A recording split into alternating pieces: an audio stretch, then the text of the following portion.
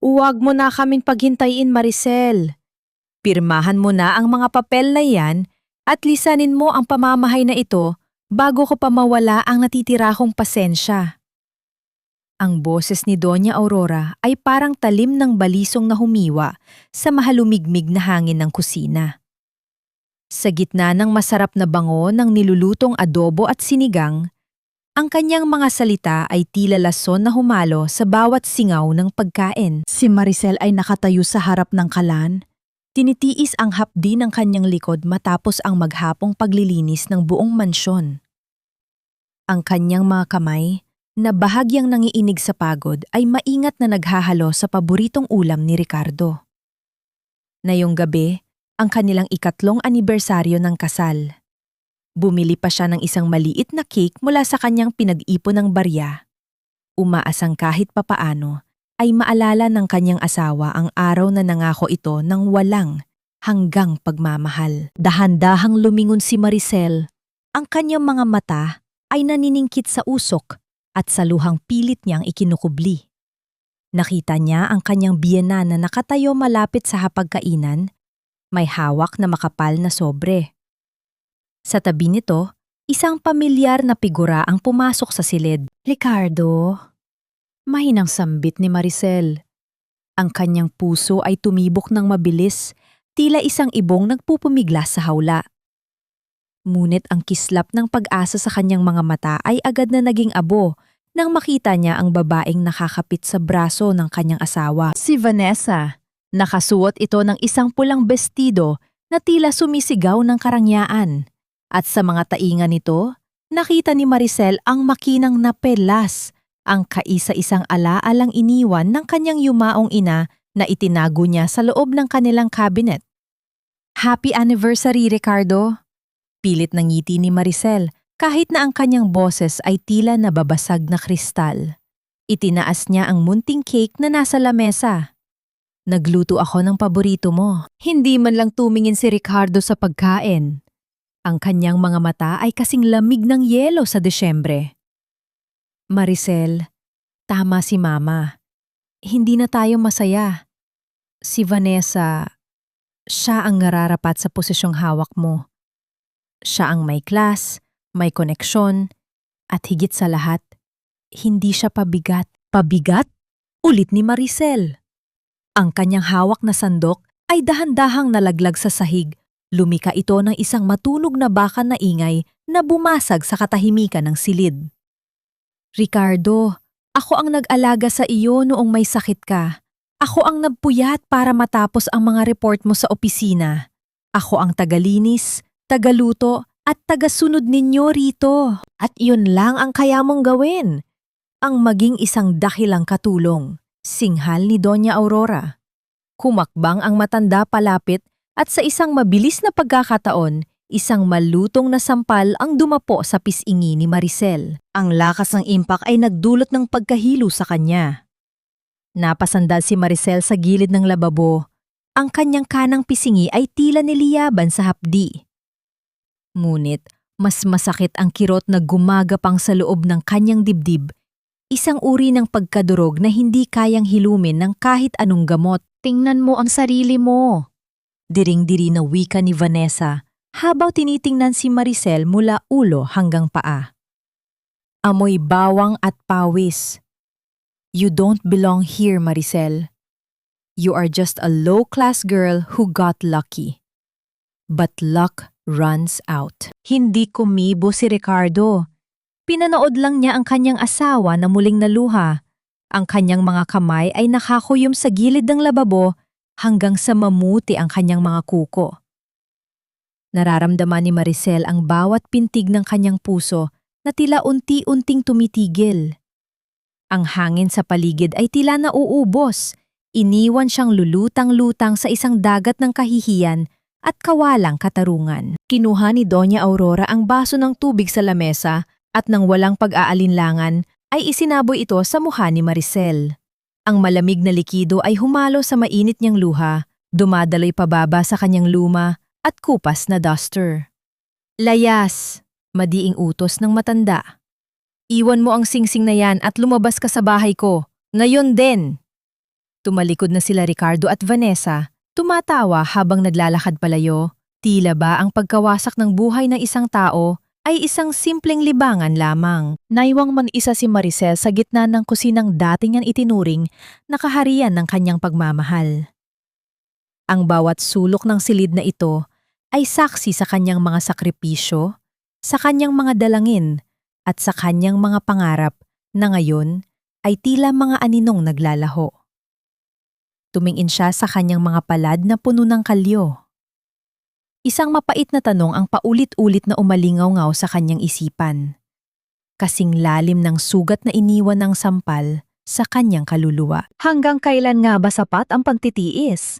At hanggang saan ang kayang bayaran ng isang pusong itinapon na parang basura bago nito matuklasan na ang dugong nananalaytay sa kanyang mga ugat ay mas maharlika pa kaysa sa gintong ipinagmamalaki ng mga taong umapi sa kanya. Tumayo ng tuwid si Maricel. Ang kanyang basang buhok ay nakadikit sa kanyang namumutlang mukha. Sa gitna ng katahimikan, isang malamig at determinadong kislap ang sumilay sa kanyang mga mata. Isang kislap na hindi pa nakikita ng kahit sino sa pamilya Valiente. Ang bawat patak ng tubig mula sa basang duster ni Maricel ay tila mga luhang naglalakbay patungo sa malamig na sahig, nakikiramay sa bawat pintig ng kanyang pusong sugatan. Sa gitna ng katahimikan ng kusina, tanging ang mahinang paghinga niya ang naririnig, isang tunog na puno ng pagod at pagsisisi. Ngunit sa kabila ng lahat, may isang obligasyong hindi niya kayang talikuran, isang pangakong nakatali sa kanyang kaluluwa na mas matibay pa sa anumang piraso ng papel na ibinigay ni Ricardo. Dahan-dahan siyang naglakad patungo sa dulo ng pasilyo kung saan matatagpuan ang silid ni Don Roberto, ang kanyang biyenang lalaki. Si Don Roberto ang tanging tao sa pamamahay na iyon na tumingin sa kanya ng may pagpapahalaga. Ang tanging nagtanggol sa kanya noong una siyang ituring na basura ni Doña Aurora.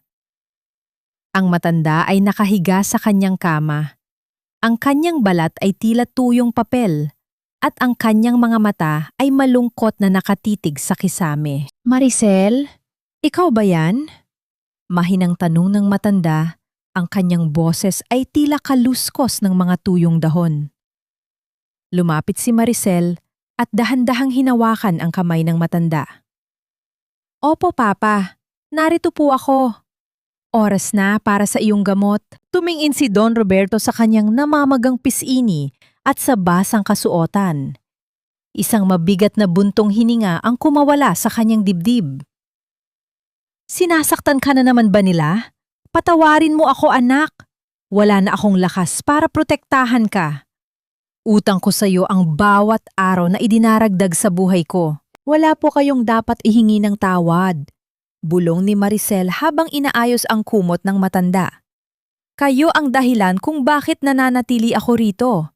Ang inyong kabutihan ang tanging liwanag sa madilim na bahay na ito. Sa sandaling iyon, ang isipan ni Maricel ay tila nilipad patungo sa isang malawak na lupain na puno ng mga puno ng mangga at isang mansyong kasing laki ng isang palasyo. Naalala niya ang kanyang ama, si Don Leonardo Valderrama, na lagi nagsasabi sa kanya na siya ang kanyang munting prinsesa. 7 taon na ang nakalilipas, bago pumanaw ang kanyang ina, nangako si Maricel na hahanapin niya ang isang lalaking magmamahal sa kanya hindi dahil sa kanyang yaman, kundi dahil sa kanyang pagkatao. Ginamit niya ang ibang pangalan, namuhay ng payak, at doon niya nakilala si Ricardo. Akala niya ay natagpuan na niya ang kanyang pangarap, ngunit ang pangarap na iyon ay naging isang bangumot na gising. Ang bango ng mamahaling pabango ni Don Leonardo ay napalitan ng amoy ng sabon at chlorine sa kanyang mga kamay. Ang malalambot na seda ay napalitan ng magaspang na tela ng isang katulong. Habang maingat na inililigpit ni Maricel ang mga gamot sa tabi ng kama, napansin niya ang isang puting sobre na nakaipit sa ilalim ng telepono ni Don Roberto. Mayroon itong tatak ng isang pamilyar na kumpanya, ang Valderrama Group. Ang kanyang puso ay tila tumigil sa pagtibok. Alam niya ang logo na yon. Iyon ang imperyong pinamunuan ng kanyang ama. Nanginginig ang kanyang mga daliri nang dahan-dahan niyang kinuha ang liham. Hindi sinasadyang nabasa niya ang mga unang salita nito. Ito ay isang formal na babala ng default of payment at ang planong pagbawi sa lahat ng puhunang ipinahiram sa Valiente Shipping Lines sa loob ng susunod na 72 oras. Biglang bumukas ang pinto at pumasok si Doña Aurora, na ngayon ay may hawak na pamaypay at tila isang reynang handang manakop. Ano ang ginagawa mo rito, Maricel? Hindi ba't pinalalayas na kita? At ano yung hawak mo? Magnanahaw ka na rin ba ngayon? Hindi nakasagot si Maricel. Nanatili siyang nakatayo. Ang kanyang mga mata ay nakatuon sa liham na maaaring magpabagsak sa pamilyang Valiente sa isang iglap lamang. Ang liham na ito ang katibayan na ang mismong kumpanyang kinamumuhian ni na Doña Aurora dahil sa pagiging masyadong makapangyarihan ay ang mismong kumpanyang pag-aari ng pamilyang minaliit nila. Sumagot ka! Sigaw ni Doña Aurora at pilit na hinablot ang liham mula sa kamay ni Maricel. Isang basura na katulad mo ay walang karapatang humawak ng mga mahahalagang dokumento ng pamilyang ito.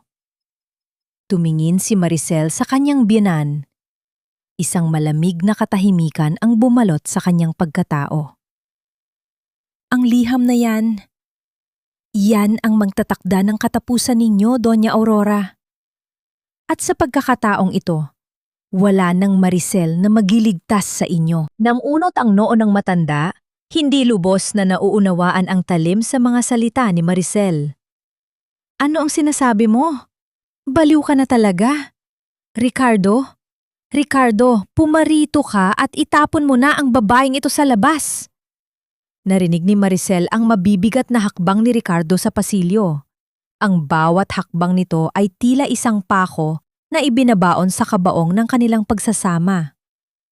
Ngunit sa loob ng kanyang dibdib, ang dati nag-aapoy na pag-ibig ay napalitan na ng isang yelo na kasing tigas ng brilyante. Ang lihim na matagal niyang itinago ay tila nagpupumiglas ng lumabas. Ang tanong na lamang ay kung handa na ba siyang bitawan ang lahat ng kanyang pagtitiis para ipakita sa kanila kung sino ang tunay na nagmamay-ari ng tadhana ng pamilya Valiente. Pumasok si Ricardo sa silid na tila isang bagyong may dalang poot. Ang kanyang mga mata ay hindi man lang dumaan sa namamagang pisngi ng kanyang asawa. Ang kanyang presensya ay nagdala ng bigat na tila nagpapakipot sa hininga ni Maricel. Sa likod niya, sumunod si Vanessa na may mapang uyam na ngiti, tila nanonood ng isang libreng palabas sa telebisyon. Ano na naman ba ito, Maricel? Pati ba naman dito sa kwarto ni Papa nanggugulo ka? Ang boses ni Ricardo ay puno ng pagkadismaya. Ang boses ng isang lalaking matagal nang nilimot ang kahulugan ng salitang proteksyon. Hindi ako nanggugulo, Ricardo. Mahinahong sagot ni Maricel, kahit na ang kanyang buong katawan ay nanginginig na sa pagod at emosyon. Inaalagaan ko lang si Papa. Binibigyan ko siya ng kanyang mga gamot. Agad na sumingit si Doña Aurora. Ang kanyang mukha ay nag-iba ang anyo mula sa pagiging mapang-api tungo sa pagiging isang biktima. Ricardo, anak, tingnan mo. Nakita ko siyang pinapakialaman ang mga papeles natin. At ngayon, tila may ginagawa siyang kakaiba sa mga gamot ng iyong ama. Natatakot ako para sa kaligtasan ni Roberto. Tumingin si Ricardo sa mga bote ng gamot na nasa lamesa. Sa sandaling iyon, napansin ni Maricel ang isang bagay na nagpabilis sa tibok ng kanyang puso. Ang mga tableta sa loob ng bote ng maintenance ni Don Roberto, ang mga gamot para sa kanyang puso, ay may ibang kulay at hugis. Ang dating mapuputi at bilog na gamot ay napalitan ng mga kulay kahel na kapsula. Mabilis na kinuha ni Maricel ang bote. Ang kanyang mga daliri ay humaplos sa malalamig na plastik ng lalagyan. Sandali, bakit iba na ang laman nito? Ang gamot ni Papa ay dapat puti. Bakit ito naging bitamina lamang? Isang saglit na katahimikan ang bumalot sa silid. Ang mga mata ni Doña Aurora ay nanlaki. Isang kislap ng takot at paggagilty ang dumaan sa kanyang paningin bago ito napalitan ng higit na bagsik. Alam ni Maricel ang katotohanan. Pinalitan ng kanyang binan ang mahahalagang gamot ni Don Roberto ng mga simpleng bitamina upang mapabilis ang panghihina nito, upang tuluyan na itong mawala at makuha nila ang buong kontrol sa natitirang yaman ng pamilya. Anong pinagsasabi mo? Sigaw ni Doña Aurora. Ang kanyang boses ay tila isang palahaw ng isang nahuling may sala. Pinagbibintangan mo ba ako? Ricardo, naririnig mo ba ang asawa mo? Sinisiraan niya ako sa harap mo. Lumapit si Ricardo at marahas na hinablot ang mga bote mula sa kamay ni Maricel. Ang tunog ng pagkalansing ng mga kapsula sa loob ng bote ay tila isang babala ng paparating na panganib. Tiningnan niya ang kanyang asawa nang may matinding pandidiri. Ang kanyang mukha ay namumula na sa galit. Masyado ka ng desperada, Maricel. Madiing wika ni Ricardo. Ang kanyang hininga ay malapit na sa mukha ni Maricel. Ngunit wala itong init ng pag-ibig, kundi ang lamig ng pagkamuhi. Gagawa ka pa ng kwento para lang pag-awayin kaming mag-ina? Para pagtakpan ang pagkakamali mo? Hindi ako naggagawa ng kwento, Ricardo. Tingnan mo ang gamot ni Papa. Kung ipagpapatuloy niya ang pag-inom nito, lalong hihina ang kanyang puso. Ang pagsusumamo ni Maricel ay tila isang sigaw sa gitna ng disyerto. Walang nakikinig. Walang naniniwala. Si Vanessa ay humagikik sa gilid.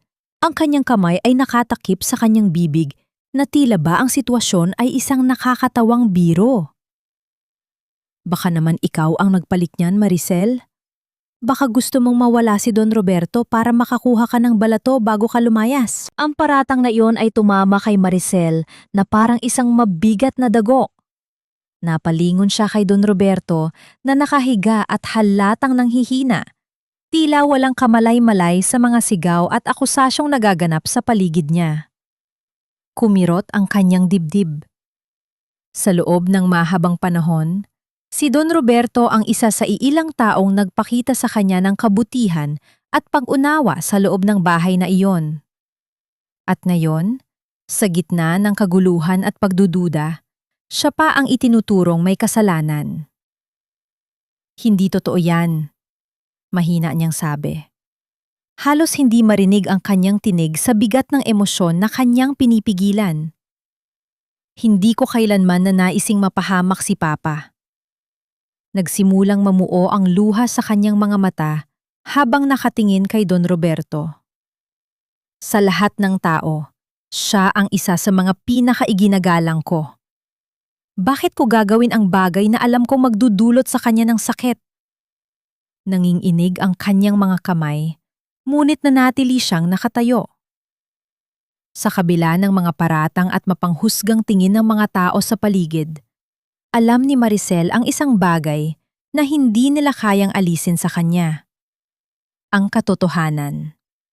At kahit tila walang gustong makinig sa sandaling iyon, determinado siyang patunayan na ang mga akusasyong ibinabato sa kanya ay malayo sa realidad ng kanyang puso at mga ginawa. Ngunit huli na. Ang put sa mga mata ni Ricardo ay tuluyan ng nagdilim. Itinaas niya ang mga bote ng gamot at itinutok ito sa mukha ni Maricel. Ang kanyang mga panga ay nagngangalit sa galit na hindi na kayang pigilin. Tama na ang mga kasinungalingan mo! Sigaw ni Ricardo. Ang kanyang boses ay umalingaw-ngaw sa buong silid, bumasag sa huling natitirang pasensya. Nahuli na kita, Maricel. Sinusubukan mong lasunin ang tatay ko. Yan ba ang ganti mo sa amin? Ang pumatay ng tao dahil lang sa pinalalayas ka na. Nanindig ang balahibo ni Maricel. Ang bawat salita ni Ricardo ay tila isang hatol ng kamatayan sa kanilang pagsasama. Ang kawalan ng katarungan ay tila isang dambuhalang kamay na sumasakal sa kanyang leeg. Iniwan siyang walang laban sa harap ng mga taong handang pumatay ng sariling kadugo para sa pera. Hindi ko na kailangan ng asawang mamamatay tao. Mas mabuti pang mabulok ka sa kalsada kaysa manatili sa ilalim ng bubong na ito. Ang mga salita ni Ricardo ay mas malamig pa sa hanging dala ng paparating na bagyo. Habang binibitawan niya ang bawat kataga, marahas niyang hinawakan ang braso ni Maricel at kinaladkad ito patungo sa malaking pintuan ng mansyon. Ang bawat hakbang ni Maricel ay tila paglalakad sa ibabaw ng mga bubog, hindi dahil sa pisikal na sakit, kundi dahil sa hapdi ng katotohanang ang lalaking pinag-alayan niya ng buhay ay siya ring tatapos sa kanyang danggal. Sa labas, ang langit ay tila nakikiramay sa bigat ng kanyang nararamdaman. Ang madilim na ulap ay nagsimulang magpakawala ng malalakas na patak ng ulan na sa bawat pagtama sa semento ay lumilika ng malamig na usok. Ngunit sa gitna ng namumuong unos, si Maricel ay nanatiling nakakapit sa isang maliit na plastic bag. Doon nakatago ang resibo ng tunay na gamot ni Don Roberto na binili niya gamit ang barya-baryang ipon mula sa pagtitinda ng mga kakanin ng patago. Isang huling pagtatangka na patunayang mahal niya ang matanda, kahit na wala nang naniniwala sa kanya. Ito ang nararapat sa iyo. Sigaw ni Doña Aurora habang ipinaghahagi sa labas ang mga luma at kupas na damit ni Maricel. Ang mga tela ay lumipad sa hangin bago bumagsak sa maputik na kalsada, unti-unting nababasa at nadudungisan. Huwag mo nang susubukang bumalik pa rito. Ang pangalang Valiente ay hindi para sa isang basurang katulad mo. Mula sa bintana ng itaas na palapag, nakita ni Maricel ang mga anino ng kanilang mga kapitbahay. Ang mga bulungan ng mga marites sa paligid ay tila mga bubuyog na humuhuni sa kanyang pandinig, kahit hindi niya naririnig ang eksaktong sinasabi. Ang kahihiyan ay tila isang malapot na likido na bumabalot sa kanyang buong pagkatao, mas lalong nagpapabigat sa bawat hibla ng kanyang basang duster. Si Vanessa ay nakatayo sa tabi ni Ricardo, may hawak na payong habang nakangisi. Ang kanyang tawa ay tila isang kumpas ng tagumpay sa gitna ng trahedya ni Maricel. Bye-bye Maricel! Siguraduhin mo hindi ka mababasa ng husto. Baka lalong mangamoy isda ang balat mo. Nang isara ni Ricardo ang malaking gate ng mansyon, ang tunog ng bakal na nagtagpo ay tila isang hatol na wala nang balikan. Ang pang-inig ng mga kamay ni Maricel ay hindi lamang dahil sa lamig ng ulan, kundi dahil sa kawalan ng direksyon. Ang kanyang lalamunan ay tila punong-puno ng tinik. Bawat paglunok ay nagdadala ng lasa ng dugo at pait. Ang kanyang mga mata, na dati puno ng liwanag at pangarap, ay tila mga bituin na tuluyan ng nilamon ng kadiliman. Napaupo siya sa gilid ng kalsada. Ang kanyang mga tuhod ay bumaon sa putik. Ang ulan ay dumadaloy sa kanyang mukha, humahalo sa kanyang mga luha, hanggang sa hindi na niya matukoy kung alin ang galing sa langit at alin ang galing sa kanyang wasak na puso. Ang bawat patak na tumatama sa kanyang balat ay tila mga karayom na nagpapaalala sa kanya ng kanyang kabiguan bilang isang asawa, bilang isang anak, at bilang isang tao. Sa gitna ng kanyang pananaing, ang mundo ay tila huminto sa pag-ikot. Isang matinding liwanag mula sa dalawang malalaking ilaw ang tumama sa kanyang nanghihinang katawan. Ang tunog ng gulong na humihinto sa basang kalsada ay tila isang hudyat ng bagong yugto. Isang mamahaling itim na sasakyan ang dahan-dahang tumigil sa mismong tapat niya. Ang bintana nito ay dahan-dahang bumaba at isang pares ng mga matang puno ng awtoridad at pangungulila ang tumitig sa kanya. Isang lalaking may edad na, ngunit bakas ang kapangyarihan sa bawat guhit ng kanyang mukha, ang mabilis na lumabas ng sasakyan. Hindi nito alintana ang ulan o ang kanyang mamahaling Amerikana na nababasa. Isang malaking payong ang agad na bumukas sa ibabaw ni Maricel, tila isang proteksyon na matagal na niyang hinahanap. Isabela! Ang boses ng lalaki ay gumaralgal, puno ng pagsisisi at pagmamahal.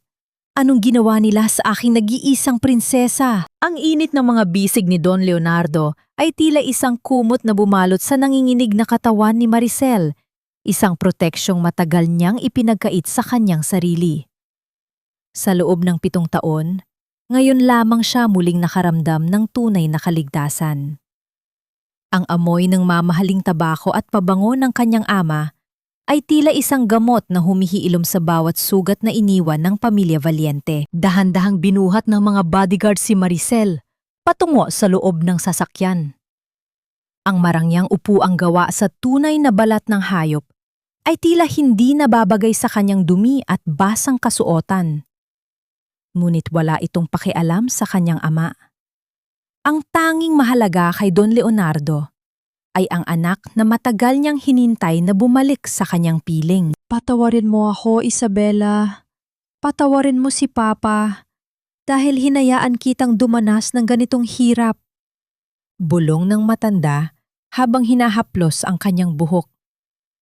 Ang bawat salita nito ay punong-puno ng pait, lalo na nang makita niya ang namumulang bakas ng sampal sa pisingi ng kanyang anak. Ang mga panga ni Don Leonardo ay nagngangalit. Ang kanyang mga mata na dati puno ng awa ay unti-unting nagliyab sa matinding poot. Hindi nakasagot si Maricel. Nanatili siyang nakasandal sa dibdib ng kanyang ama. Ang kanyang mga mata ay nakatitig sa bintana ng sasakyan habang dahan-dahan silang lumalayo sa mansyon ng mga Valiente. Nakita niya ang malabo at madilim na anyo ng bahay kung saan siya naging alipin sa loob ng 3 taon. Sa sandaling iyon, tila may isang bahagi ng kanyang pagkatao ang tuluyan ng namatay kasabay ng ulan. Ang mahina at mapagtiis na Maricel ay unti-unti nang nilalamon ng kadiliman. Dinala siya sa isang pribadong ospital na pag-aari ng Valderrama Group. Doon, ang bawat nurse at doktor ay nagmamadaling asikasuhin ang bawat pangangailangan niya. Hinubad nila ang kanyang basang duster at pinalitan ito ng pinakamalambot na seda. Nilinis nila ang putik sa kanyang mga kuko at ginamot ang bawat pasa sa kanyang katawan. Habang nakatitig si Maricel sa kanyang sariling refleksyon sa salamin, hindi na niya makilala ang babaeng nasa harap niya. Ang mga matang dati ay puno ng takot ay pinalitan ng isang malamig at matalim na kislap. Ang kanyang balat, na dati ay kupas sa pagod, ay tila muling nagkaroon ng buhay sa ilalim ng mga luntiang ilaw ng silid. Pumasok si Don Leonardo sa kanyang silid. May dalang isang maliit na kahon. Inilapag niya ito sa harap ni Maricel at dahan-dahang binuksan. Sa loob nito ay isang kumikinang na kwintas na may pendant na brilyante, ang simbolo ng kanyang pamilya. Ang larong sinimulan mo, Isabela, tapos na ito. Madiing wika ng kanyang ama. Pinatunayan mo na ang iyong punto. Walang pag-ibig sa mga taong ang sinasamba ay pera lamang. Ngayon, oras na para bumalik ang tunay na prinsesa ng mga Valderrama. Hinawakan ni Maricel ang kwintas. Ang lamig ng ginto sa kanyang balat ay tila isang kumpirmasyon ng kanyang bagong tadhana. Humarap siya sa kanyang ama at sa unang pagkakataon, isang ngiti ang sumilay sa kanyang mga labi. Isang ngiting walang bakas ng saya, kundi puno ng determinasyon. Hindi ko lang kailangang bumalik, Papa. Bulong ni Maricel. Ang kanyang boses ay tila isang babala ng paparating na unos. Gusto kong makita ang bawat pader ng mansyong iyon na gumuho. Gusto kong maranasan nila ang bawat pait ng luhang ibinuhos ko sa harap ng kanilang hapagkainan. Kinuha ni Maricel ang kanyang lumang cellphone, ang tanghing gamit na hindi na iniwan. Tiningnan niya ang wallpaper nito. Ang larawan nila ni Ricardo noong araw ng kanilang kasal. Sa isang mabilis na pagpindot, binura niya ang larawan at tuluyan ng pinutol ang huling hibla ng kanyang nakaraan. Inabot niya ang telepono sa kanyang ama at binigkas ang mga salitang magpapabago sa tadhana ng lahat ng taong umalipusta sa kanya. Simulan niyo na, Papa. Sa loob ng 3 araw, siguraduhin ninyong kahit ang pangalan ng mga Valiente ay wala nang matitirang danggal. Sa loob ng isang marangyang restaurant na tanging ang mga mayayaman lamang sa lungsod ang nakakatapak, naroon ang pamilya Valiente. Ang bango ng mamahaling steak at ang tunog ng mga basong nagtatama sa isang toast ay tila musika sa pandinig ni Doña Aurora. Nakaupo siya sa kabisera, ang kanyang mukha ay puno ng tagumpay habang pinagmamasdan ang kanyang anak na si Ricardo at ang bagong kasintahan nitong si Vanessa. Finally, nararamdaman ko na ang tunay na kapayapaan sa bahay natin. Wika ni Doña Aurora habang humihigop ng wine. Wala na ang amoy isdang babaeng yun na sumisira sa image ng ating pamilya. Cheers for our new beginning! Si Vanessa ay humagihik. Ang kanyang kamay ay nakahawak sa braso ni Ricardo. Ang perlas na kinuha niya kay Maricel ay kumikinang sa ilalim ng mga chandelier. Tila ipinagmamalaki ang pagnanakaw sa dangal ng iba. You're right, tita. Masyadong naging mabait si Ricardo sa kanya. Ngayon, we can finally focus on the expansion of Valiente shipping lines. Mumiti si Ricardo. Ngunit may isang bahagi ng kanyang kalooban na tila hindi mapakali. Hindi niya maipaliwanag kung bakit ang bawat subo niya ng pagkain ay tila walang lasa. Hayaan na natin siya. Paniguradong naghahanap na yon ng matutuluyan sa mga squatter area ngayon. Nang dumating ang sandali ng pagbabayad, inilabas ni Ricardo ang kanyang gold credit card nang may kasamang pagmamayabang. Inabot niya ito sa waiter na agad namang naglakad patungo sa counter. Ngunit makalipas ang ilang minuto, bumalik ang waiter na may kasamang pag-aalinlangan sa kanyang muka. Sir, pasensya na po, pero ang card niyo ay declined. Mahina hong sabi ng waiter. Nang unot ang noo ni Ricardo, ang kanyang panga ay tumigas. Declined? Imposible. Baka sira ang machine niyo. Try it again. Muling umalis ang waiter at bumalik matapos ang ilang sandali. Sa pagkakataong ito, mas seryoso na ang kanyang muka. Sir, sinubukan po namin sa 3 machine, pero invalid account na po ang lumalabas. Baka may problema po sa bank nyo. Nagsimulang uminit ang pakiramdam ni Doña Aurora. Nararamdaman niya ang mga mata ng ibang mga kumakain na nakatingin sa kanilang mesa. Ang bulungan sa kabilang table ay tila mga huni ng mga insekto na nagpapataas ng kanyang presyon. Gamitin mo ang card ko, Ricardo. Nakakahiya! Ang daming nakatingin! Inabot ni Ricardo ang card ng kanyang ina at pagkatapos ay ang card ni Vanessa. Ngunit sa bawat pagsubok, ang resulta ay iisa. Lahat ng kanilang mga account ay sarado na. Ang tunog ng machine na naglalabas ng maliit na papel na may nakasulat na denied ay tila isang malakas na sampal sa kanilang pagkatao. What is happening? Bulyaw ni Doña Aurora. Ang kanyang boses ay naging matinis sa takot at galit. Waiters, do you know who we are? We are the Valientes! Pasensya na po, ma'am. Pero kailangan niyo pong bayaran ang bill na nagkakahalaga ng 50,000 piso. Madiing sabi ng manager ng restaurant na ngayon ay nakatayo na rin sa harap nila. Sa gitna ng kaguluhan, biglang tumunog ang cellphone ni Ricardo. Ito ay mula sa kanyang Chief Financial Officer. Nang sagutin niya ito, ang boses sa kabilang linya ay punong-puno ng takot. Sir, may problema tayo. Ang Valderrama Group, binawi nila ang lahat ng investments nila sa atin. Ang mga bangko ay biglang nag-freeze ng lahat ng assets ng Valiente Shipping dahil sa utos ng Central Bank. Wala na tayong pondo. Ang kumpanya, nag-file na sila ng bankruptcy sa loob lang ng 1 oras. Nanlambot ang mga tuhod ni Ricardo. Ang telepono ay dahan-dahang nalaglag mula sa kanyang kamay at tumama sa karpet na lumikha ng isang mahinang tunog ng pagkabasag.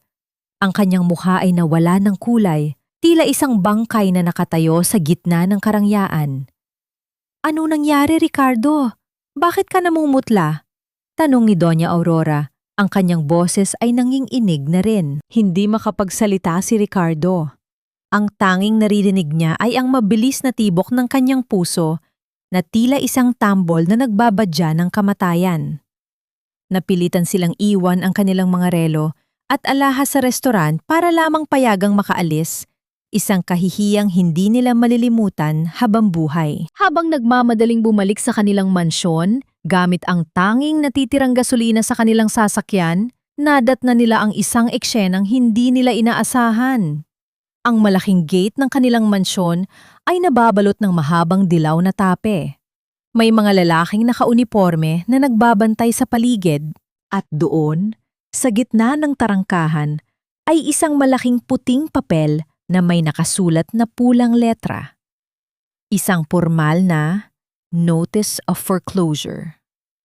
Ang bawat pader ng bahay na itinuring nilang simbolo ng kanilang kapangyarihan ay hindi na sa kanila. Habang nakatayo sila sa labas ng kanilang sariling bahay, sa ilalim ng sikat ng araw na tila nang uuyam sa kanilang sitwasyon, isang itim na limusin ang dahan-dahang dumaan sa harap nila.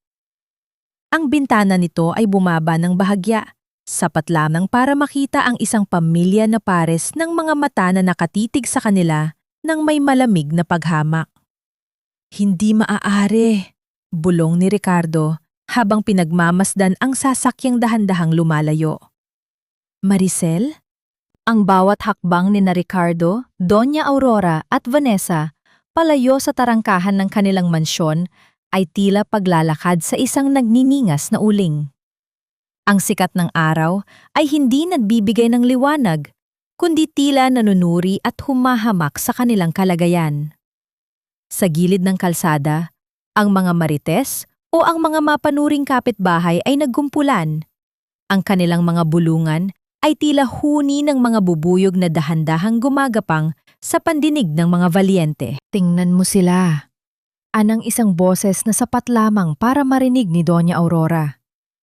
Dati kung makatingala, ay waring hindi tinatamaan ng dumi, ngayon ay wala man lang maayos na sasakyan. Ang hiya na nararamdaman ni Doña Aurora ay mas matindi pa sa anumang pisikal na sakit.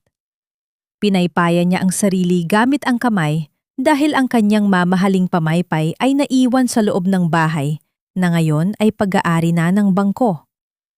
Napilitan silang tumuloy sa isang maliit at lumang townhouse na dati ay pinapaupahan nila sa kanilang mga empleyado. Isang lugar na dati ay itinuturing nilang marumi. Sa loob ng masikip na sala, ang init ay tila nanunuot sa bawat sulok. Si Vanessa ay hindi tumitigil sa pagrereklamo. Ang kanyang boses ay tila isang sirang plaka na nagpapakirot sa ulo ni Ricardo. Ricardo, hindi ko kayang tumira rito.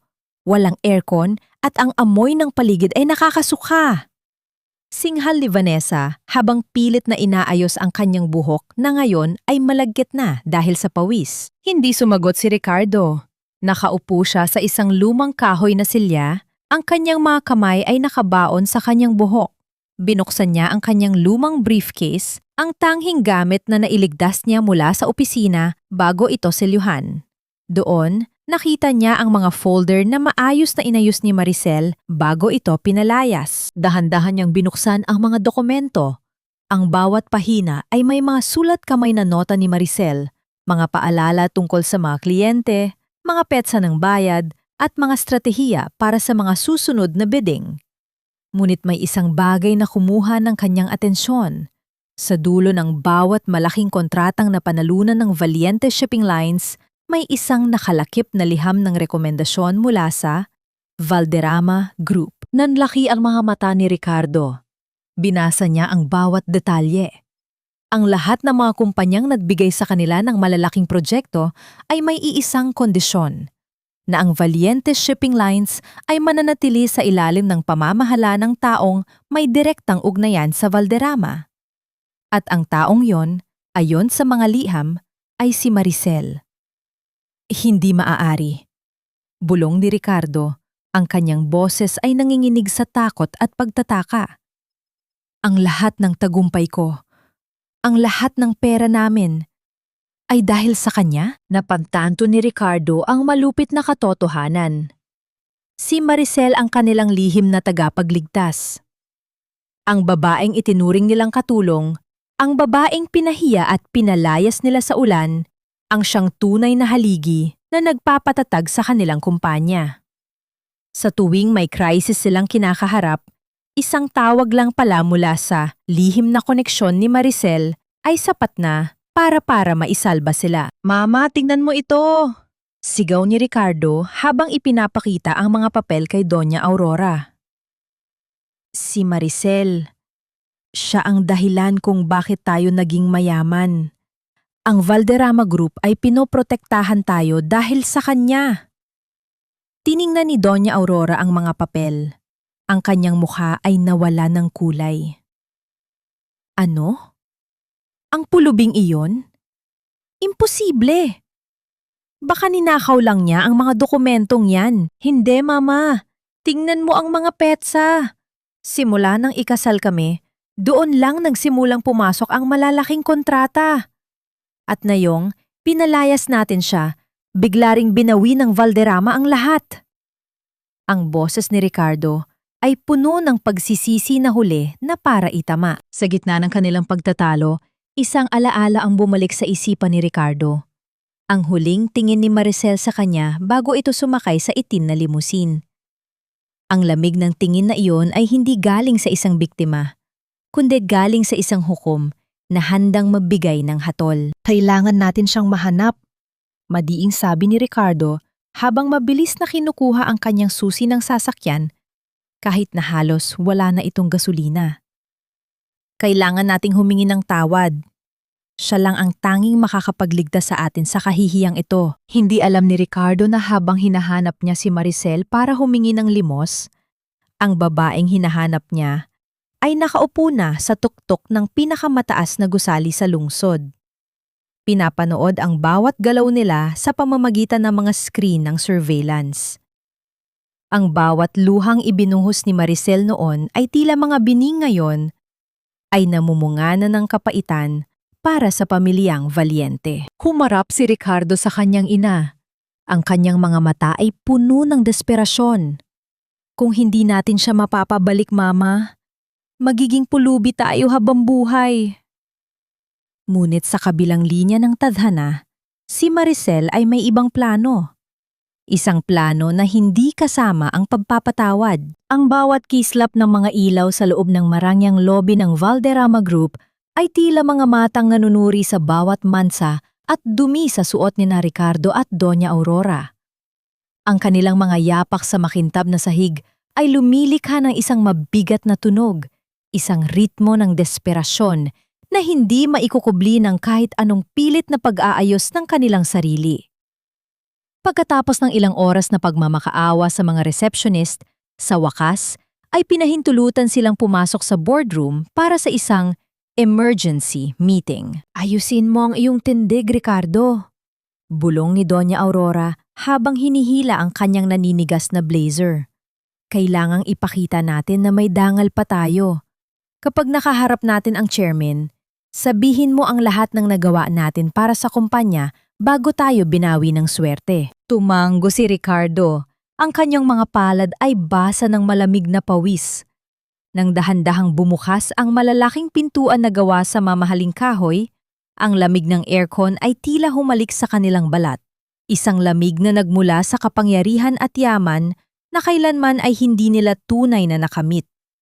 Sa gitna ng mahabang lamesa, nakaupo ang ilang mga opisyal na may matitigas na mukha, at sa kabisera ay naroon ang isang bakanteng upuan. Isang sandali pa, ang tunog ng mga takong sa semento ay umalingaw-ngaw sa pasilyo, isang mabilis at determinadong tunog na nagpatahimik sa buong silid. Ang pinto sa kabilang bahagi ay bumukas at pumasok si Don Leonardo, ngunit hindi siya nag-iisa. Sa kanyang tabi, isang babae ang naglalakad ng may taas noong dignidad, isang babaeng nakasuot ng talyering suit na kulay asul. Ang kanyang buhok ay maayos na nakapusod at ang kanyang mga alahas ay kumikinang sa bawat galaw. Napahinto ang hininga ni Ricardo. Ang kanyang mga mata ay nanlaki, tila nakakita ng isang multo sa gitna ng katanghalian. Ang babaeng nasa harapan niya ay may pamilyar na hugis ng mukha, ngunit ang aura nito ay kasing layo ng langit sa lupa mula sa Maricel na kilala niya. Maricel? Ang boses ni Ricardo ay naging isang mahinang kaluskos. Halos hindi marinig sa gitna ng katahimikan ng silid. Dahan-dahang umupo ang babae sa kabiserang upuan, ang upuan ng chairman. Tumingin siya ng diretsyo sa mga mata ni Ricardo at sa pagkakataong ito, walang bakas ng luha o takot. Ang bawat guhit ng kanyang mukha ay tila nililok mula sa matigas na marmol. Ang pangalan ko ay Isabela Valderrama. Ang kanyang boses ay tila isang malamig na hampas ng alon sa pampang, matatag at puno ng otoridad. At kayo, ay nasa loob ng aking kumpanya. Napahawak si Doña Aurora sa mesa para hindi matumba. Ang kanyang panga ay nangatal. Ang kanyang dila ay tila naging bato sa sobrang gulat. Hindi maaari. Ikaw? Ang pulubing babaeng yon ay ang tagapagmana ng mga Valderrama? Isang mapait na ngiti ang sumilay sa mga labi ni Isabela. Hindi niyo ba ako nakikilala? Ako ang babaeng pinaratangan ninyong mamamatay tao. Ako ang babaeng pinalayas ninyo sa ulan habang tinatawanan ninyo ang aking pagdurusa.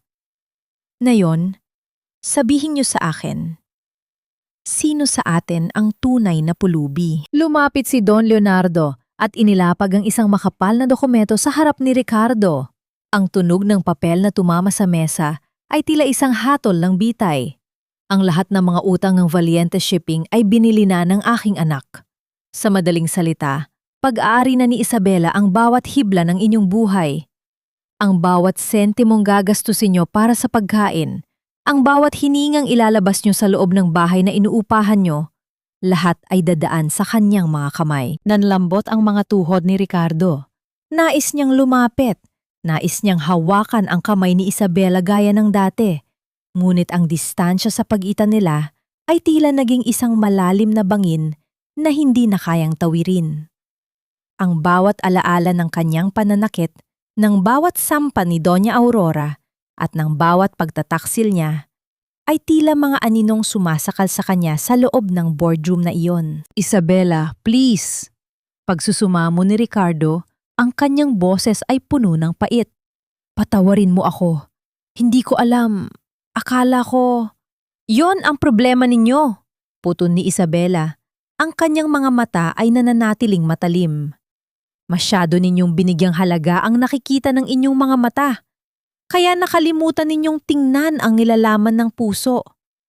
Ang larong sinimula ninyo ay tapos na at sa pagkakataong ito, ako ang may hawak ng alas. Tumayo si Isabela at lumingon sa kanyang mga bodyguard. Ang kanyang boses ay naging formal muli. Tila ba ang pamilya Valiente ay wala ng halaga kaysa sa isang dumi sa kanyang sapatos? Ilabas na sila. Wala na akong oras para sa mga taong walang saysay sa kumpanyang ito. Habang kinaladkad palabas ng mga security sina Ricardo at Doña Aurora, ang huling nakita ni Ricardo ay ang kanyang asawa, ang kanyang Maricel, na nakatitig sa bintana, pinapanood ang lungsod ng may kalamigan na tila kailanman ay hindi na muling mag-iinit para sa kanya. Ang bawat sulok ng mansyong Valiente ay tila bumubulong ng mga alaalang puno ng paet at pagsisisi. Sa loob ng 3 taon, ang mga pader na ito ang naging saksi sa bawat luhang pumatak mula sa mga mata ni Maricel habang siya ay nakaluhod sa sahig, nagpupunas ng mga dumi na hindi naman sa kanya.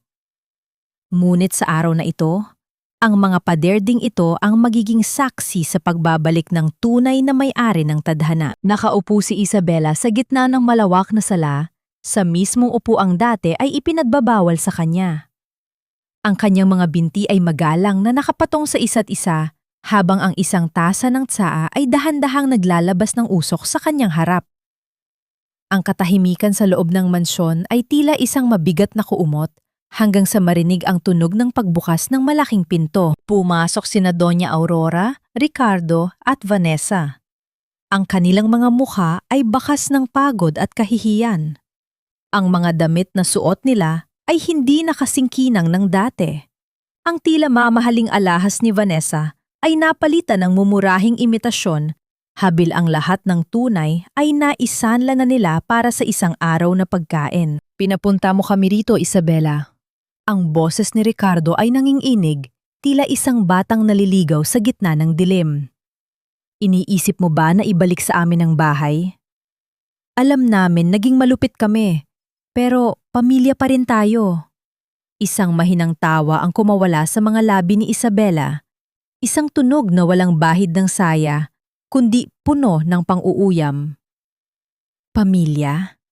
Ricardo, ang pamilya ay hindi nagtatapon ng sariling laman sa ulan. Ang pamilya ay hindi nanonood habang ang isa ay nilulunod sa kahihiyan. Tumayo si Isabela at kinuha ang isang lumang basahan mula sa gilid ng sofa. Ang mismong basahang ginagamit niya noon. Nang walang pag-aalinlangan, inihagis niya ito sa paanan ni Doña Aurora. Ang basahan ay bumagsak sa makintab na sahig na may kasamang mahinang tunog, tila isang hamon na nagpatahimik sa lahat. Binili ko ang bahay na ito hindi para manirahan muli rito. Simula ni Isabela, ang kanyang boses ay malamig at diretso. Binili ko ito para ipakita sa inyo kung gaano kadaling mawala ang dangal na akala ninyo ay hawak ninyo habang buhay. Ngayong araw, kailangan ninyong linisin ang bawat sulok ng mansyong ito. Kayo, Doña Aurora, at ikaw, Vanessa. Nais kong maranasan ninyo ang bawat kirot sa likod at bawat hapdi sa kamay na dinanas ko sa ilalim ng inyong pamumuno. Lapastangan ka! Sigaw ni Doña Aurora. Ang kanyang mukha ay namumula na sa galit. Hinding-hindi ko gagawin yan. Ako ang reyna ng bahay na ito. Dati yon, Doña Aurora. Paalala ni Isabela nang may kalmado, ngunit nakakatakot na tono. Ngayon, isa ka na lamang nangungupahan sa isang mundong ako ang may-ari. Kung ayaw ninyong gawin, maaari kayong lumabas at matulog sa kalsada ngayong gabi. Ang foreclosure papers ay nasa lamesa. Isang pirma ko lang at wala na kayong sisilungan. Napilitang lumuhod si Vanessa at Doña Aurora. Ang tunog ng kanilang mga hikbi at ang pagtama ng kanilang mga tuhod sa matigas na marmol ay tila musika sa pandinig ng katarungan. Pinanood ni Isabela si Vanessa habang pilit na kinukuskos ang sahig na dati ay nilalakaran nito ng may kayabangan. Ang bawat patak ng pawis ni Vanessa ay tila kabayaran sa bawat patak ng luha ni Maricel noon. Habang ang dalawang babae ay abala sa paglilinis, dahan-dahang lumapit si Isabela kay Ricardo. Tumayo siya sa harap nito, sapat na malapit para maamoy ang pamilya na pabango nito na ngayon ay humahalo sa amoy ng takot. Ricardo, bulong ni Isabela. Ang kanyang tinig ay tila isang mapanuksong himig. Gusto mo bang bumalik ang lahat sa dati? Ang pera, ang kumpanya, ang pangalan? Tumingin si Ricardo kay Isabela nang may pag-asa sa kanyang mga mata. Gagawin ko ang lahat, Isabela, kahit ano. Isang mapait na ngiti ang sumilay sa mga labi ni Isabela. Iwan mo si Vanessa. Iwan mo ang babaeng ipinalit mo sa akin at baka maawa ako sa'yo. Patunayan mo sa akin na kaya mong itapon ang lahat para sa isang pagkakataong makuha ang kapatawaran ko. Naniga si Ricardo sa kanyang kinatatayuan. Sa gilid ng kanyang paningin, nakita niya si Vanessa na nakatingin sa kanya, puno ng takot at pagmamakaawa. Ang katahimikan sa loob ng silid ay tila naging isang matalim na kutsilyo na naghihiwa sa huling natitirang katapatan ni Ricardo. Ano ang mas matimbang? Ang pag-ibig na binuo sa kasinungalingan? O ang yaman na magliligtas sa kanya mula sa kahirapan? Hindi mo na kailangang mag-isip pa ng matagal, Ricardo. Alam natin dalawa kung ano ang mas mahalaga sa iyo. Ang boses ni Isabela ay tila isang malamig na bulong ng hangin na nadadala ng hatol. Nakatayo siya ng tuwid. Ang kanyang mga mata ay hindi kumukurap habang pinapanood ang bawat emosyong dumadaloy sa mukha ni Ricardo. Mula sa takot, tungo sa pag-aalinlangan, at sa huli, ang pamilyar na kislap ng kasakiman na matagal na niyang kilala. Si Vanessa, na kanina pa nakaluhod sa sahig habang may hawak na basang-basahan, ay dahan-dahang tumayo. Ang kanyang mukha ay namumutla. Ang kanyang mga labi ay nanginghinig sa takot na baka ang sandigang inaakala niyang matibay ay biglang gumuho. Ricardo? Babe, anong ginagawa mo? Ang boses ni Vanessa ay halos pabulong, puno ng pagmamakaawa. Huwag kang makinig sa kanya. Sinisira lang niya tayo. Ngunit hindi tumingin si Ricardo sa kanya. Ang kanyang mga mata ay nakapako sa mga brilyanteng suot ni Isabela, sa kapangyarihang hawak nito, at sa buhay na maaari niyang makuha muli kung susunod siya sa mungkahi nito. Dahan-dahan siyang humakbang palayo kay Vanessa, isang galaw na tila naglalagay ng isang dambuhalang pader sa pagitan nilang dalawa. I'm sorry, Vanessa. Malamig na sabi ni Ricardo. Ang kanyang boses ay walang bakas ng emosyon. Tila ba ang babaeng nasa harap niya ay isang estranjero lamang? Tama si Isabela. Ikaw ang dahilan kung bakit nabulag ako. Ikaw ang nagtulak sa akin na itapon ang lahat ng mayroon ako. Kung hindi dahil sa mga luho mo, hindi tayo aabot sa ganito. Isang matunog na tawa ang kumawala sa mga labi ni Isabela. Ngunit ang kanyang mga mata ay nanatiling kasing lamig ng gabi.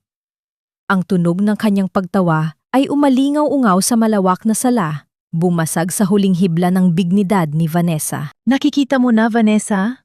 Wika ni Isabela habang dahan-dahang lumalakat paikot sa kanila. Iyan ang lalaking ipinagmalaki mo sa akin. Ang lalaking akala mo ay bayani na magliligtas sa iyo. Sa sandaling dumating ang bagyo, ikaw ang unang itatapon niya sa dagat para lang hindi siya lumubog. Napaupo si Vanessa sa sahig. Ang kanyang mga kamay ay nakabaon sa kanyang muka, habang ang kanyang mga hikbi ay unti-unting naging isang mahabang panagoy. Ang bawat luhang pumapatak mula sa kanyang mga mata ay tila kabayaran sa bawat pang-aalipusta na ibinato niya kay Maricel noon. Ngunit hindi pa doon nagtatapos ang lahat.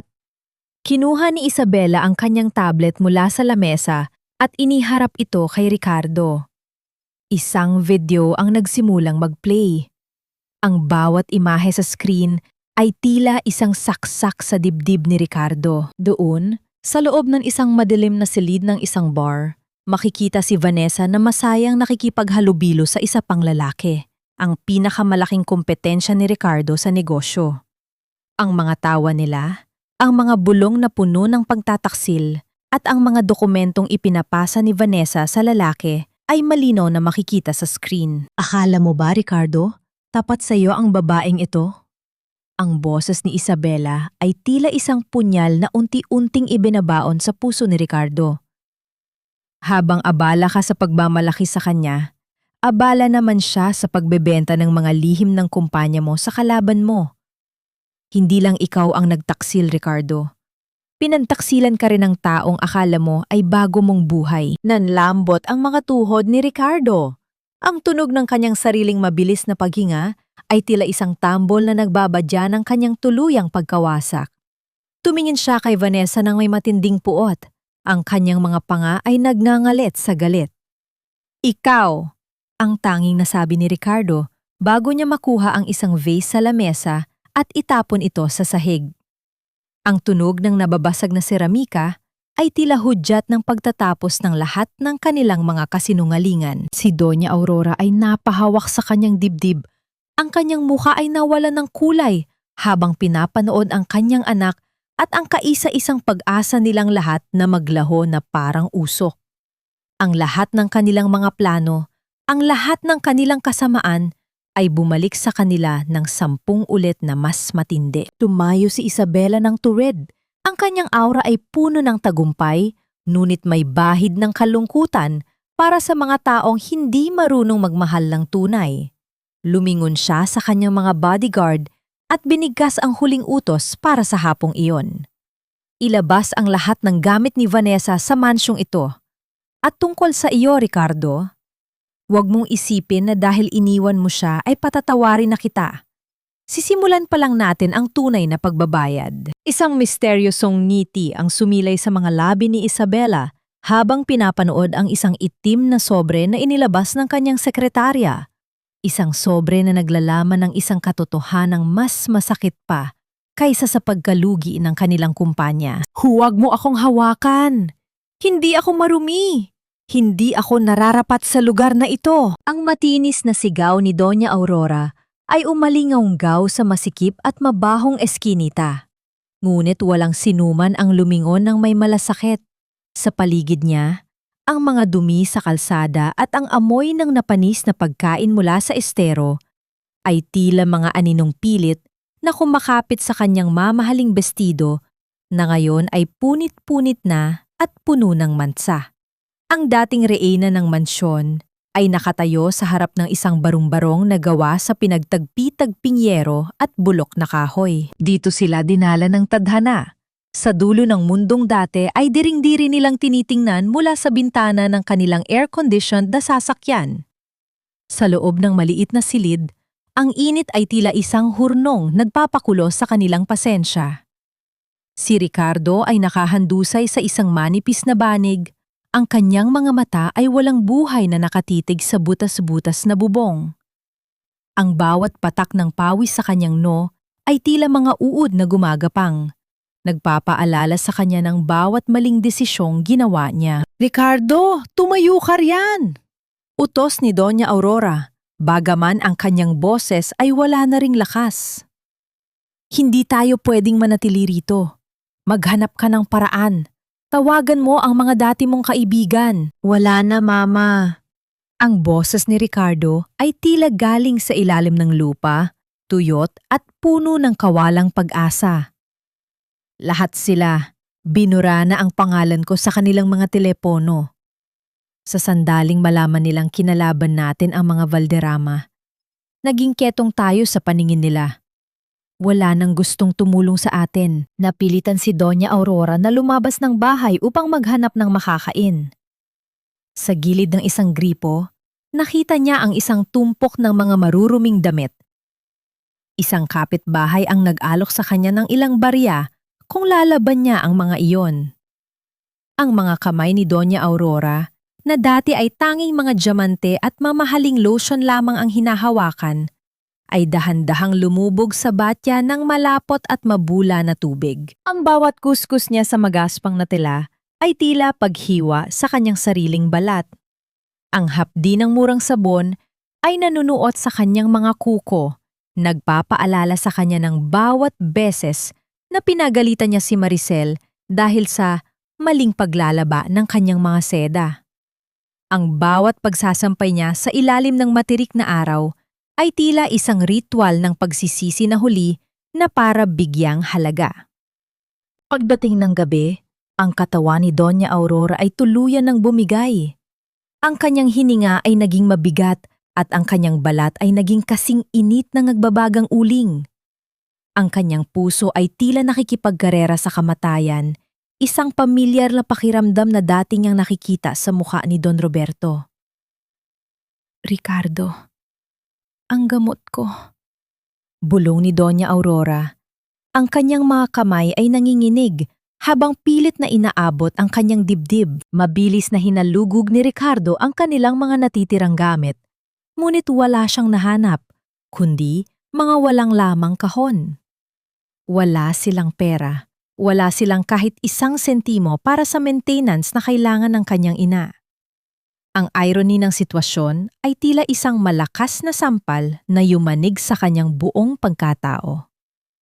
Ang mismong gamot na ipinagkait ni Doña Aurora kay Don Roberto ay siya ring gamot na kailangan nito ngayon upang mabuhay. Ang katahimikan sa loob ng maliit na barong-barong ay tila naging isang malupit na saksi sa unti-unting paglaho ng lakas ni Doña Aurora. Ang bawat paghingal ng matanda ay tila isang tanong na nadlalakbay sa hangin, naghahanap ng sagot sa gitna ng kadiliman. Sa labas, ang tunog ng mga kuliglig at ang ingay ng mga lasing sa eskinita ay tila isang awit ng panunuya. Habang nakatingin si Ricardo sa kanyang ina na nag-aagaw buhay, isang imahe ang biglang lumitaw sa kanyang isipan. Si Maricel, na nakaluhod sa tabi ni Don Roberto, buong pusong nag-aalaga sa kabila ng lahat ng sakit. Ngayon, sa gitna ng kahirapan at karamdaman, sino ang magliligtas sa kanila? At sapat ba ang pagsisisi para burahin ang lahat ng pait ng nakaraan bago tuluyang maputol ang huling hininga ng pag-asa? Sa loob ng pinakamagandang suite ng St. Jude Medical Center, ang bango ng mga sariwang bulaklak ay humahalo sa malinis at malamig na hangin na tila isang mundong malayo sa ingay at dumi ng lungsod. Nakaupo si Isabela sa tabi ng kama ni Don Roberto, dahan-dahang hinahaplos ang kamay ng matanda na ngayon ay may masigla ng kulay. Salamat sa pinakamahuhusay na doktor at tamang gamot na ipinagkaloob ni Isabela, ang dating nag-aagaw buhay na matanda ay tila muling binuhayan ng pag-asa. Dahan-dahang iminulat ni Don Roberto ang kanyang mga mata at numiti nang makita ang kanyang paboritong mena. Isabela, anak, hindi ko alam kung paano kita pasasalamatan. Sa kabila ng lahat ng ginawa ng aking pamilya sa'yo, narito ka pa rin para sa akin. Wala po kayong dapat ipagpasalamat, Papa. Mahinahong sagot ni Isabela habang inaayos ang kumot ng matanda. Kayo lang ang naging pamilya ko sa bahay na iyon. Ang kabutihan ninyo ang nagligtas sa akin mula sa tuluyang pagpapakababa sa galit. Habang masaya silang nag-uusap, ang katahimikan ng silid ay dahan-dahang bumasag nang marinig ang mahihinang katok sa pintuan. Ang pinto ay dahan-dahang bumukas at pumasok ang isang lalaking halos hindi na makilala. Si Ricardo. Ang kanyang buhok ay madungis at magulo, ang kanyang suot na polo ay may mga mansa ng grasa at pawis, at ang kanyang mga sapatos ay butas-butas na. Ang dating mapagmataas na tagapagmana ng mga valyente ay mukha ng isang taong kinalimutan na ng mundo. Nanigas siya sa kanyang kinatatayuan nang magtama ang kanilang mga mata ni Isabela. Ang hiya ay tila isang dambuhalang pader na nagpapaliit sa kanyang pagkatao sa harap ng babaeng dati ay itinuturing niyang basura. Isabela.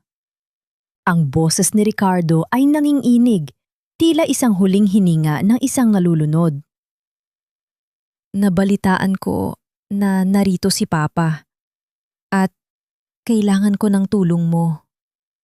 Dahan-dahang tumayo si Isabela.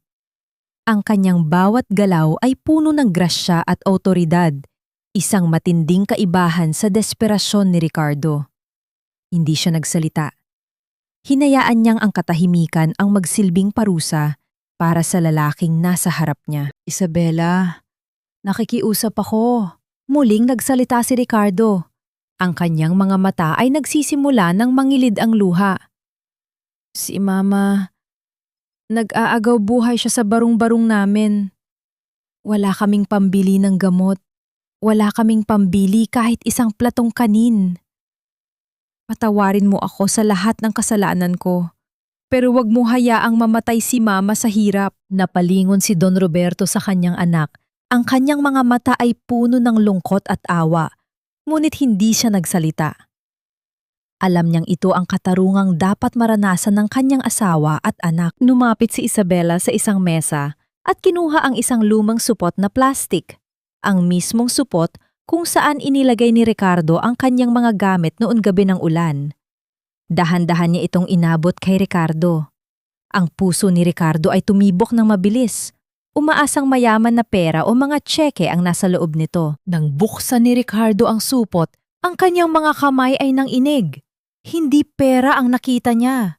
Sa loob ng supot ay ang mga luma at kupas na damit ni Maricel, ang mga damit na nilaban at inalagaan niya sa loob ng 3 taon habang siya ay naninilbihan sa kanila.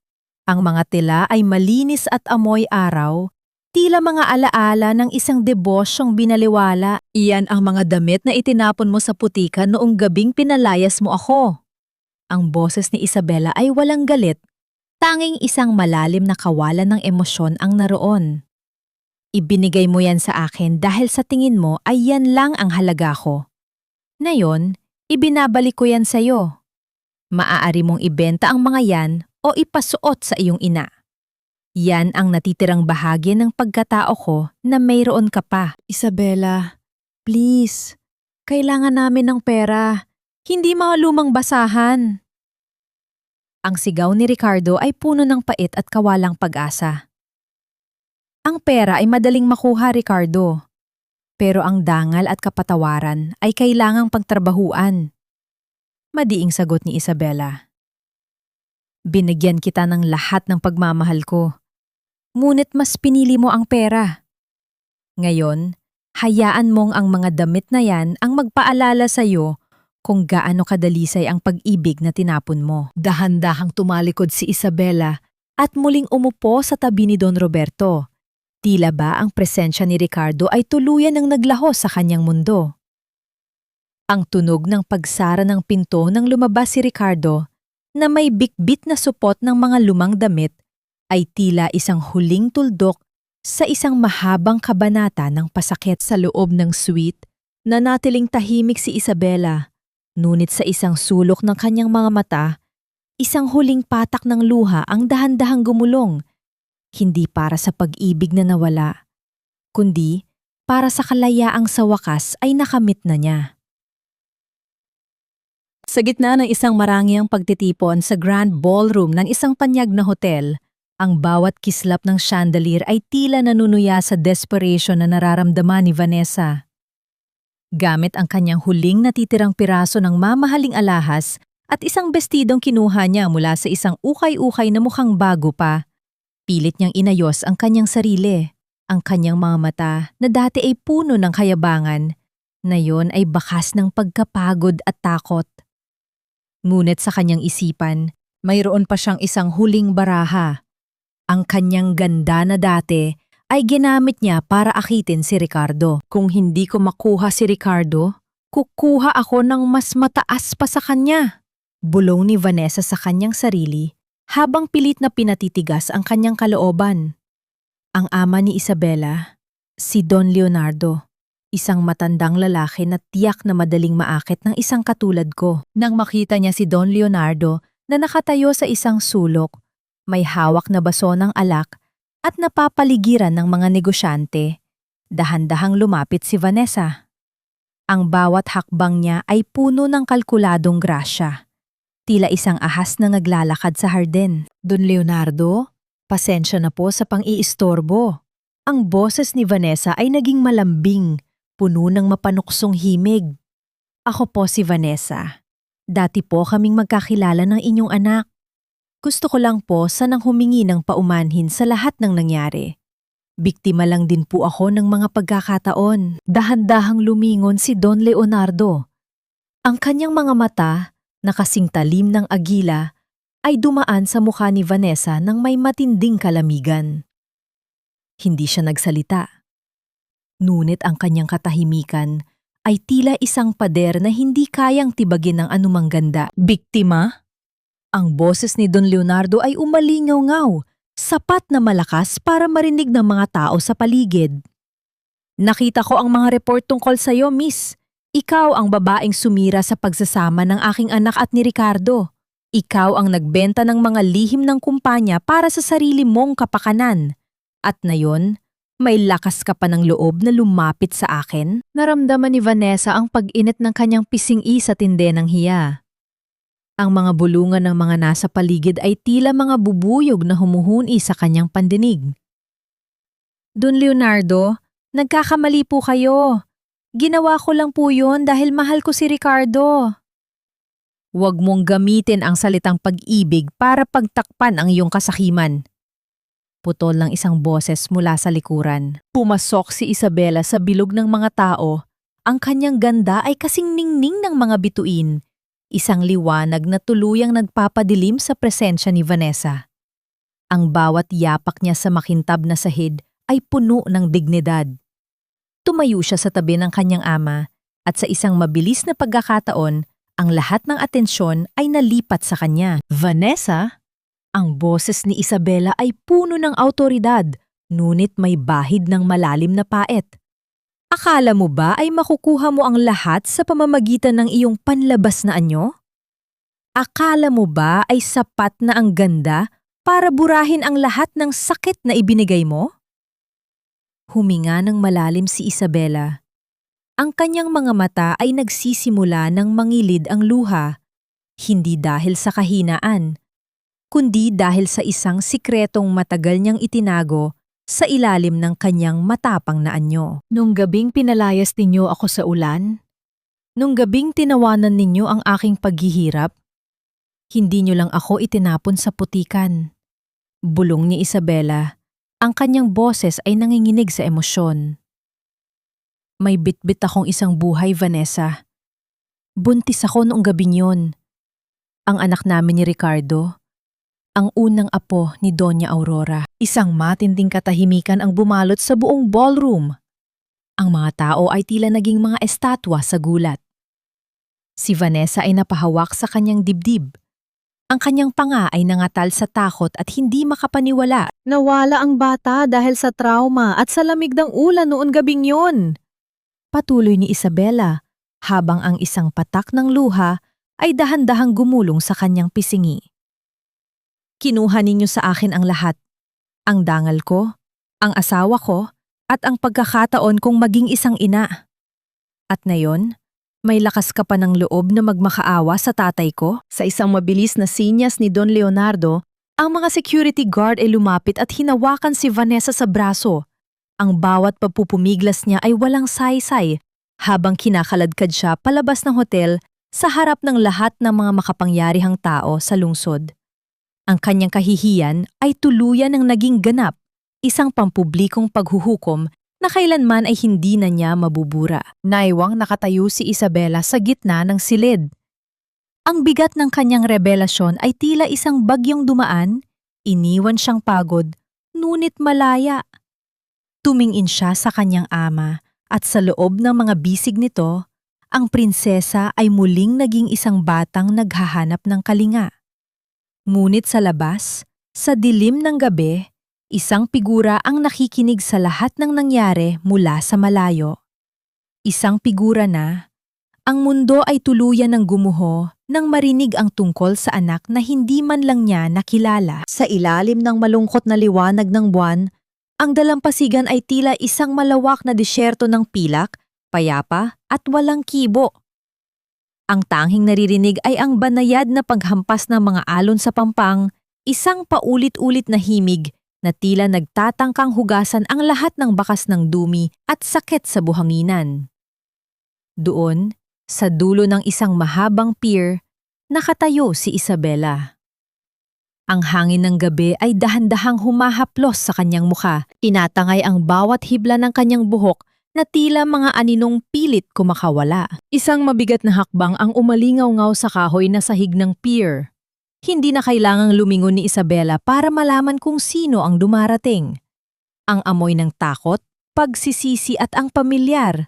Ngunit ngayon ay mapait na presensya ay sapat na para kilalanin ang lalaking matagal niyang minahal. Isabela, ang boses ni Ricardo ay kasing hina ng isang bulong. Puno ng pait na tila galing sa isang pusong tuluyan ng nagkapira-piraso. Narinig ko lahat ng sinabi mo sa hotel. Ang tungkol sa ating anak. Hindi kumibo si Isabela. Nanatili siyang nakatingin sa malayo, sa abot tanaw kung saan ang langit at dagat ay nagtatagpo sa gitna ng kadiliman. Ang kanyang mga kamay ay dahan-dahang humaplos sa kanyang tiyan. Isang reflex na hanggang ngayon ay hindi pa rin niya nawawala. Isang alaala ng isang buhay na kailanman ay hindi nasilayan ang liwanag. Hindi ko alam. Patuloy ni Ricardo. Ang tunog ng kanyang pag-iyak ay tila isang huling pagsamo ng isang taong nalulunod. Kung alam ko lang, hinding-hindi ko gagawin yun. Patawarin mo ako, Isabela. Kahit anong parusa, tatanggapin ko.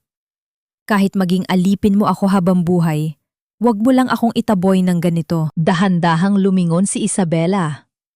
Sa ilalim ng malamlam na liwanag, nakita niya si Ricardo. Isang lalaking minsan niyang hinangaan at pinagtatiwalaan, ngunit na yon ay tila ibang-iba na sa alaala niyang yon. Ang kanyang mga mata ay namumula, at ang kanyang mukha ay bakas ang matinding pagod at pagsisisi. Nakayuko siya. Tila pasan ang bigat ng mga desisyong matagal na niyang hindi matakasan.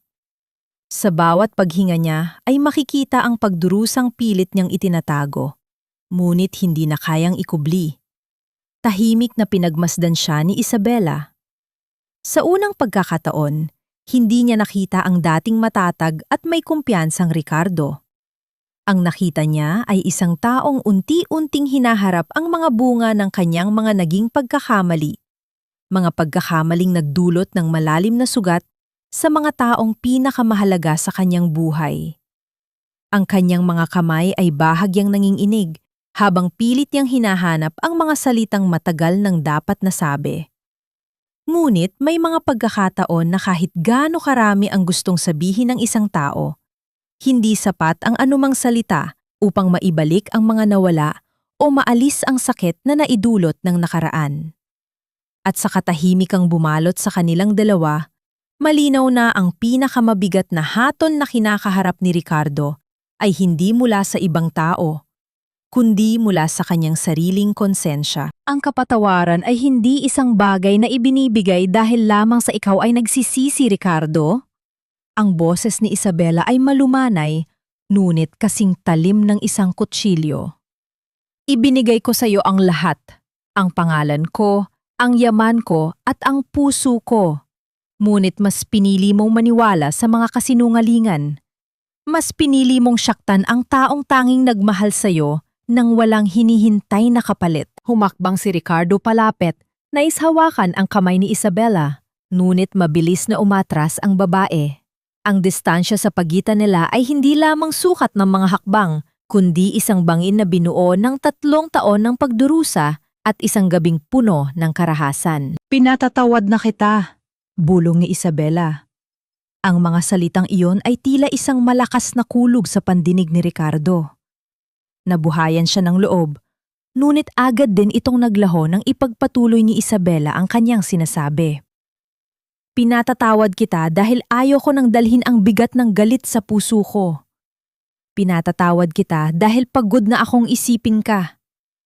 Ngunit ang pagpapatawad ay hindi nangangahulugang pagbabalik. Ang Maricel na minahal mo ay patay na, Ricardo. Inilibing ko siya kasama ng anak na kinuha mo sa akin. Nanlambot ang mga tuhod ni Ricardo hanggang sa tuluyan siyang mapaluhod sa harapan ni Isabela. Ang kanyang mga hikbi ay naging isang mahabang panagoy na humahalos sa ingay ng mga alon. Sa pagkakataong ito, wala nang Doña Aurora na magliligtas sa kanya. Wala nang kumpanyang mantatakip sa kanyang kahinaan. At wala nang asawang magpupunas ng kanyang mga luha. Paano ako magpapatuloy? Pagsusumamo ni Ricardo, ang kanyang mga kamay ay nakabaon sa buhangin sa gilid ng pier. Wala na akong kahit ano. Magsimula ka sa katotohanan. Sagot ni Isabela habang dahan-dahang naglalakad palayo. Mabuhay ka sa bawat araw na naalala ang lahat ng iyong nawala. Iyan ang iyong magiging kumpisal. Iyan ang iyong magiging kaligtasan. Habang naglalakad si Isabela patungo sa kanyang naghihintay na sasakyan, isang pamilyar na boses ang tumawag sa kanyang pangalan mula sa malayo.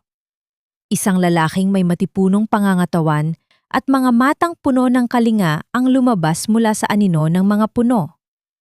Si Gabriel, ang kanyang kababata, ang lalaking palaging nasa likuran niya bago pa man dumating ang mga valyente. Inabot ni Gabriel ang kanyang kamay at sa unang pagkakataon, sa loob ng mahabang panahon, hinawakan ito ni Isabela nang may pagtitiwala. Hindi na muling lumingon si Isabela. Ang bawat hakbang niya palayo kay Ricardo ay tila pagpunit sa huling pahina ng isang madilim na aklat. Ang hangin sa paligid ay tila naging mas magaan. Ang bawat paghinga niya ay puno ng bagong pag-asa. Ang sugat sa kanyang puso ay naroon pa rin. Ngunit sa pagkakataong ito, hindi na ito dumudugo. Ito ay isa na lamang pilat. Isang paalala na, sa kabila ng lahat ng sakit, ang isang prinsesa ay may kakayahang bumangon mula sa putikan at mahanap ang kanyang sariling liwanag. Ang araw ay dahan-dahang sumisilip sa abot tanaw, nagpapalaya sa mga huling anino ng gabi sa malawak na harden ng mga Valderrama. Ang bawat pagputok ng liwanag ay tila isang banayad na haplos sa mga bulaklak na dahan-dahang bumubuka, nag-aalay ng kanilang bango sa sariwang hangin. Isang taon na ang lumipas mula nang gumuho ang mundo ng mga valyente, at sa bawat paglipas ng panahon, ang bawat sugat ay tila nakahanap na ng kanyang sariling paraan ng paghilom. Sa balkonahe, nakatayo si Isabela habang pinagmamasdan ang payapang paligid. Ang kanyang mukha ay wala ng bakas ng pagod.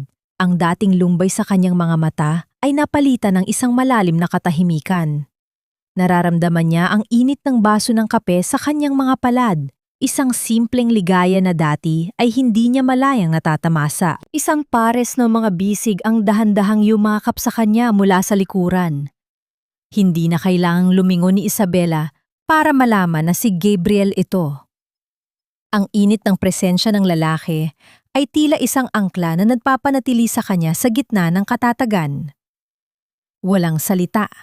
Tanging ang tunog ng kanilang sabay na paghinga ang naririnig, isang musika ng pagtitiwala na binuo mula sa mga labi ng nakaraan. Handa ka na ba para sa ribbon cutting ng foundation, Isabella? Mahinang tanong ni Gabriel. Ang boses nito ay puno ng pagmamalaki.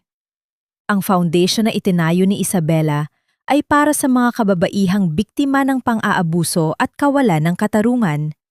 Isang kanlungan na kailanman ay hindi niya nahanap noong siya ay si Maricel pa lamang. Handa na ako, Gabriel.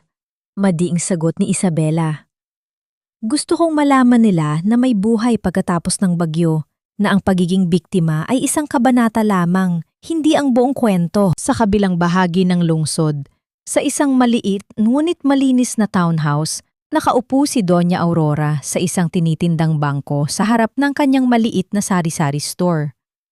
Ang kanyang mga kamay ay thon at magaspang, ngunit ang kanyang mukha ay may bakas na ng kapayapaan na hindi kailanman naibigay ng kanyang mga brilyante. Tuwing hapon, dinadalhan siya ni Ricardo ng pagkain pagkatapos ng trabaho nito sa isang warehouse. Nakabangon na sila mula sa putikan, hindi bilang mga hari at reyna, Kundi bilang mga ordinaryong taong natutong magpahalaga sa bawat sentimong pinaghihirapan. Si Ricardo ay madalas makitang nakatitig sa mga billboard kung saan nakapaskil ang mukha ni Isabella para sa kanyang mga advokasya. Walang galit sa kanyang puso, tanging isang malalim na paggalang at ang matamis pait na alaala ng isang pag-ibig na kailanman ay hindi na niya maibabalik. Tinanggap niya ang kanyang karma ng may dignidad at sa bawat pagod ng kanyang katawan, nararamdaman niyang unti-unti niyang binabayaran ang kanyang mga pagkakamali. Si Don Roberto naman ay nananatiling nasa ilalim ng kalinga ni Isabella. Ang matanda ay madalas makitang naglalakad sa harden kasama ang kanyang apo, isang asong inampon ni Isabella mula sa kalsada. Ang bawat tawa ng matanda ay tila isang himig ng pasasalamat sa pagkakataong muling mabuhay ng malayo sa pot at kasakiman. Habang ang sasakyan ni Isabella ay dahan-dahang lumalabas ng gate ng kanilang mansyon, nadaanan nila ang simbahan kung saan siya dati ay madalas manalangin habang siya ay nagtitiis pa. Napanghiti si Isabella. Napagtanto niya na ang tunay na katarungan ay hindi lamang tungkol sa pagpaparusa sa mga nagkasala, kundi sa pagbibigay sa sarili ng pagkakataong maging masaya muli. Ang pagpapatawad ay hindi paglimot sa sakit, kundi ang pagpili na hindi nahayaan ang sakit na iyon na diktahan ang iyong kinabukasan. Si Isabella ay hindi na ang prinsesang naghihintay na iligtas. Siya na ang reynang nagtayo ng sarili niyang kaharian mula sa mga guho ng kanyang nakaraan. Habang ang araw ay tuluyan ng sumisikat sa kalangitan, ang kwento ng ang mapait na luha ng prinsesa ay nagtatapos sa isang pangako na hanggat may pag-asa at paninindigan, ang bawat luha ay may kakayahang maging isang perlas ng karunungan at lakas.